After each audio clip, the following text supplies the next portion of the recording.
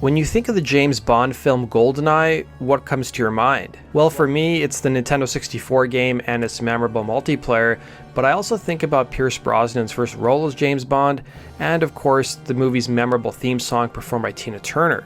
But she later admitted that she almost never did the song because of a horrible demo sent to her by U2's Bono. Today, we're going to talk about the history of the theme song.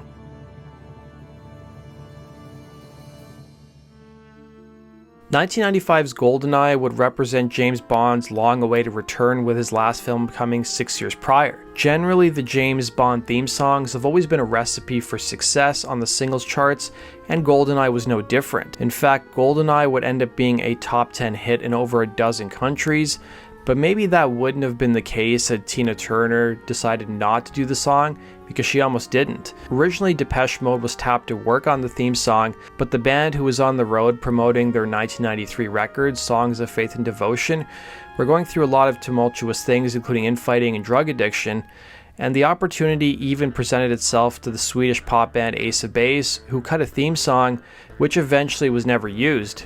You can actually hear Ace of Base's song that they cut for the movie on YouTube. It would turn out their label, Arista Records, was worried that the film could have been a flop and hurt the band's career, so they blocked Ace of Base from taking on the project. Ace of Base would end up releasing what would have been their James Bond theme, titled Juvenile, on their 2002 album Da Capo. Meanwhile, Tina Turner was having a bit of a career resurgence thanks to her 1993 biopic that brought her back into the spotlight. She would be chosen to sing the new Bond theme song, with her telling MTV at the time, "I think one's made it when such people invite you to be among this company, good company." The producers, knowing that Tina Turner was good friends with U2's Bono and even his neighbor at one of his homes in France, tapped Bono and The Edge to come up with the theme song. Bono also happened to stay at 007 creator Ian Fleming's estate in Jamaica that was also dubbed GoldenEye during his honeymoon. Bono and company were no stranger to doing film soundtracks at this point in their career, as earlier in the year they had cut the theme for Batman Forever with the song Hold Me, Thrill Me, Kiss Me, Kill Me. Bono and The Edge would team up with producer Nellee Hooper for the Batman theme and did the same for GoldenEye.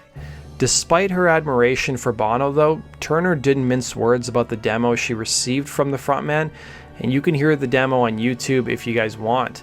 Appearing on BBC in 2018, Turner would admit, and I quote, "Bono sent me the worst demo. He kind of threw it together as if he thought I wasn't going to do it. This song, I didn't even know what key to practice it in. I had to actually come out of myself to make it a song.